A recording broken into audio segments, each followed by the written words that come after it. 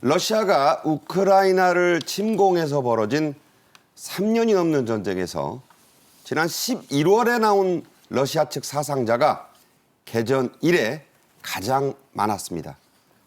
이름도 끔찍한 이른바 분쇄기 전술의 그 대가라고 볼 수 있죠. 그렇습니다. 그러니까 이 대가라고 하는 것은 이제 푸틴을 얘기하는 건데 분쇄기 전술은 제대로 훈련받지도 못한 신병들을 전선에 투입을 해서 그냥 무차별 죽게 만드는 그 전술을 이제 이 분쇄기 전술이라고 그러는데. 자, BBC가 전한 영국 네. 국방부의 발표예요. 네. 그러니까 11월 사상자 수가 45,680명.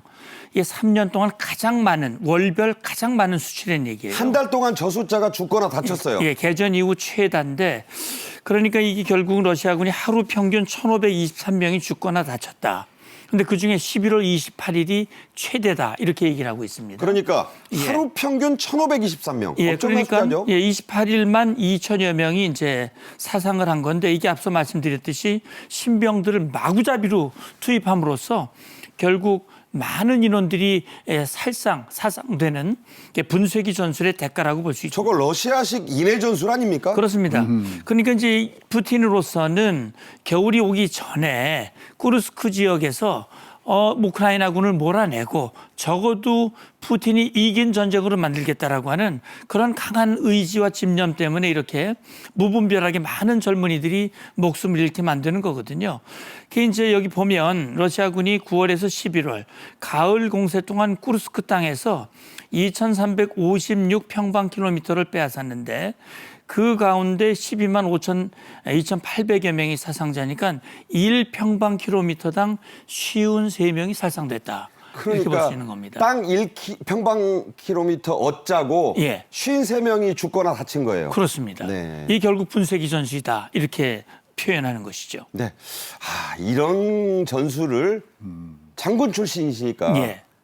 이게 21세기에 쓸 수 있는 겁니까? 이건 있어서도 안 되고 있을 수도 없는 겁니다. 푸틴의 개인적인 욕심을 달성하기 위해서 러시아의 젊은이들을 그렇게 사지로 몰아넣는 것은 도저히 납득할 수 없는 그런 얘기죠. 네. 이 러시아의 마구잡이 신병 투입 얘기 좀 더 해보겠습니다. 푸틴 러시아 대통령이 요즘 신병 모집을 망설이고 있다고 합니다. 왜 그럴까? 물가가 지금 치솟고 있고 특히 군인 유족 보상금이 올라가기 때문이라고요? 예, 그렇습니다. 그러니까 이렇게 많은 인원들이 이제 죽거나 다치게 되면 결국 계속 보충을 해야 되지 않습니까? 결국 그러다 보니까는 북한 군인 10,000여 명이 지금 현장에 투입이 됐는데 지금 말씀하신 대로 영국 BBC가 보도한 바에 따르면 푸틴이 러시아 국내 상황을 고려해서 신병 모집을 꺼리고 있다. 이게 뭐냐면 물가가 지금 치솟고 있답니다. 저 러시아 국민들이 굉장히 어려움 가운데 처하고 있는데 물가가 오를 뿐만 아니라 병원마다 환자가 넘쳐나는 겁니다. 저렇게 한 달 사이에 45,000명 이상이 그렇죠. 오니까. 환자가 넘쳐나고 그런데 이제 결국 신병을 그동안 모집하는 동안 더 유인책으로 유족 보상금을 무지 올렸어요. 네. 그게 얼마냐면 보상금이 러시아 돈으로 300만 루블, 우리 돈으로 환산하면 4,100만 원입니다. 사실 목숨값으로는 많다고 할 수 많지 없지만 않지만 러시아 상황으로 보면 네. 상당히 큰 돈이고 결국 인원이 많은 사상자가 늘어나게 되니까 결국 이게 물가 상승, 인플레이션의 원인이 되는 것이고 최근에 또 변화되는 상황이 시리아 내전이 격화되면서 결국은 그동안 러시아가 공을 들여서 지켜줬던 아사드 정권이 결국 무너져 버렸거든요. 알-아사드가 쫓겨났다면서요? 쫓겨났습니다. 네. 결국 이것이 러시아가 무리하게 치른 우크라이나 침략 전쟁의 대가다 이렇게 볼 수 있습니다. 네.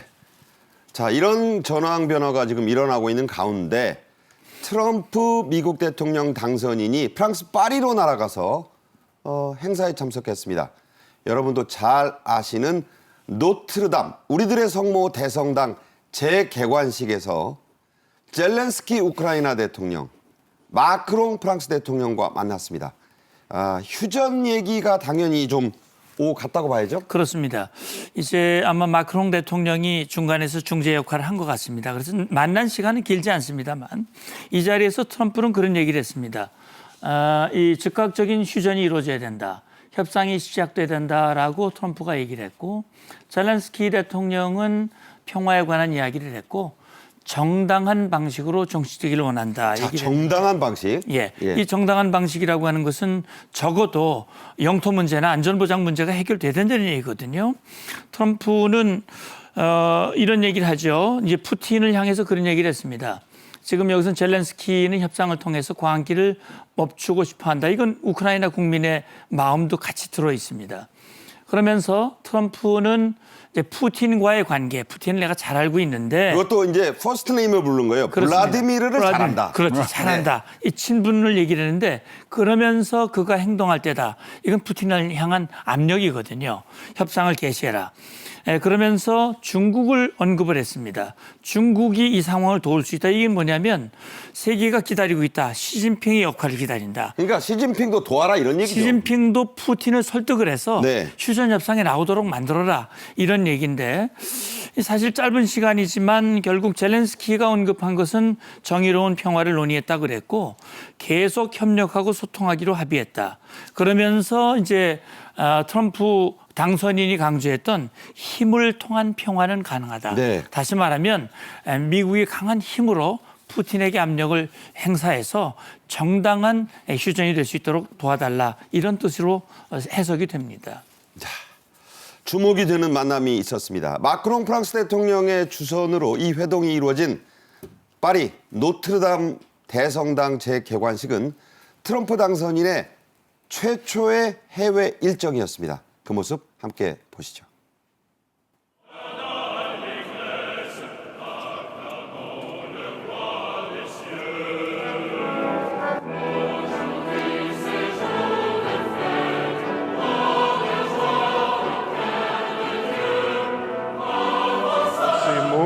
Et de votre décision immédiate jusqu'à cet anniversaire.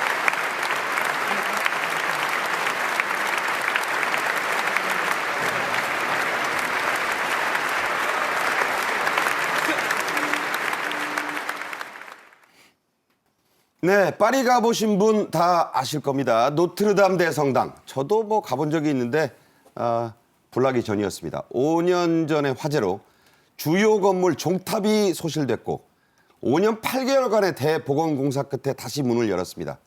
나폴레옹 보나파르트가 여기서 대관식을 했고요. 빅토르 후고의 노트르담의 꼽추, 그걸 원작으로 한 영화, 안소니 퀸 주연의 같은 제목의 영화가 이 무대입니다. 자, 다시 문을 열었는데 역사적인 일이죠. 그렇죠. 불란서 천주교의 심장이라고 부르는 노트르담 대성당이 5년 만에 이렇게 다시 돌아온 걸 너무나 환영을 하고요. 사실 이제 이렇게 함으로 해서 이제 뭐 말씀하신 대로 첨탑 보수공사에서 했지만 다 이 상징을 하는 이 부분들이 아까도 뭐 얘기를 해주셨지만 나폴레옹이라든가 그다음에 뭐 잔다르크 등등. 이러한 부분들이 가지고 있는 세계를 위한 메시지들이 여기서부터 나오는데 뭐 우리 모두에 말씀하셨지만 지금 트럼프 대통령이 거기에 현지에 가서 또 우크라이나 대통령과 만나는 이러한 조우 굉장히 뜻깊은 그런 대복원 공사의 기념 회였지 않은가 이렇게 보여집니다. 아까 그림들에서도 보셨지만 이날 재개관 행사에서 가장 임프레시브한 인상 깊은 장면은 외신들도 이렇게 얘기합니다. 160명 소방관들의 행진이었다. 자, 박수 갈채가 쏟아졌죠? 예, 그렇습니다. 결국 노트르담 성당의 재개관의 주인공은 역시 지금 160명의 소방관이 할까 싶습니다. 화마와 싸웠고요. 그래서 소방관이 아까 영상에도 나왔습니다만 대성당 가운데로 행진을 했고 모두 박수를 보냈습니다. 그리고 그 순간 성당 외벽에는 감사합니다라고 하는 자막이 자, 한글로 쓰인 건 아니고 불어죠. 불어죠. 메르시. 메르시라고 하는 불어로 이제 쓰여졌는데 그만큼 이 소방관, 제복을 입은 소방관의 희생에 대해서 감사하는 뜻, 이것이 굉장히 중요한 그런 인상 깊은 장면이라고 저는 생각이 됩니다. 네, 선진국일수록 우리 문 장군님처럼 제복을 입은 분들에 대한 예우가 남다릅니다. 우리도 좀 그렇게 돼야겠죠. 트럼프 당선인의 첫 외교 복귀 무대 가장 큰 주목을 받았습니다. 행사는 재개관식이었지만 그야말로 최고 VIP 대우를 받았죠. 네, 트럼프 당선인이지 아직은 취임을 하지 않았지만 정말 최고의 대우를 받았습니다. 왜냐하면 호스트인 마크론 대통령 하나밖에 없는 옆자리에 앉았거든요. 부인이 원래 앉아야 되는데. 앉아야 되는데 그 옆에 또 마크론 여사가 앉았고. 자, 바로 저겁니다. 오른쪽에 바로 트럼프입니다. 예, 그 다음이 그렇죠. 마크롱 부인이에요. 네, 그리고요. 그 반대편에 이제 질 바이든 대통령 대신으로 참여한 질 바이든 여사가 한 자리 건너서 바이든 여사. 그러니까 네. 바이든 대통령은 안 왔어요. 그렇습니다. 그러니까 이제 어떻게 보면 서로 좀 이 배려를 한 그런 배석이라고 좌석 배치라고 생각이 되고요. 트럼프 이 당선인이 이 개관식 이후에 윌리엄 영국 왕세자와 면담을 했는데요. 그 멜로니 이탈리아 총리를 비롯해서 다른 국가들과 만날 계획들이 있다고 보도가 됐습니다. 줄줄이 지금 만나자고 정상이 했대요. 막 구애가 막 빗발치는 거의 거죠. 줄 서서. 그렇습니다. 그래서 이 자리에는 또 일론 머스크도 동행을 했다고요. 대단하죠. 대단하죠. 부인은 안 갔는데 머스크가 갔어요. 네, 머스크가 같습니다. 그래서 이 외국 지도자들의 일단 구애를 보면 트럼프의 커진 권력의 상징이다. 이런 보도가 나오고 있습니다. 저기 화면에 보시면 예, 트럼프 예. 대통령이 노란색 넥타이를 맸잖아요. 그렇네요. 우크라이나의 국기에 들어가 있는 색깔이라 그래서 미국 현지에서는 그럼 지금 20억 달러 정도가 지금 우크라이나에 지금 지원금으로 남아 있거든요. 그거를 쓸 것이다라는 게 또 화제가 되고 있는 그런 지금 개관식이 지금 되고 있습니다. 네.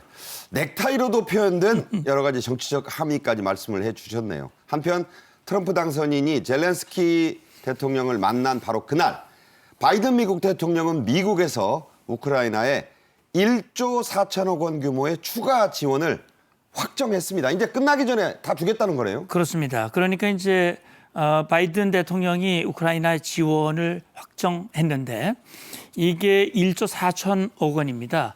1조 4천억 원 속에는 하이마스 있지 않습니까?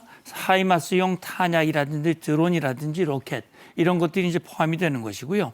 이게 이제 그동안 남아있는 가용 자원 자금의 절반 정도 되는 겁니다. 50%를 준 거예요. 50% 내년 1월 20일까지 오스틴 미 국방장관은 그런 얘기를 했어요. 개전 이래 이제 3년 가까이 되는데 미국이 그동안 620억 달러를 지원한 겁니다. 남은 예산 중에 반을 이번에 집행을 한 것이고 내년 1월 20일까지 아마 남은 내용을 다 지원하면서 미국이 주도하는 미국이 원하는 모양의 그런 휴전 또는 종전 이걸 기대하는 것 같습니다. 네. 성당 개관식에서 이루어진 세기의 외교 소식까지 전해드렸습니다.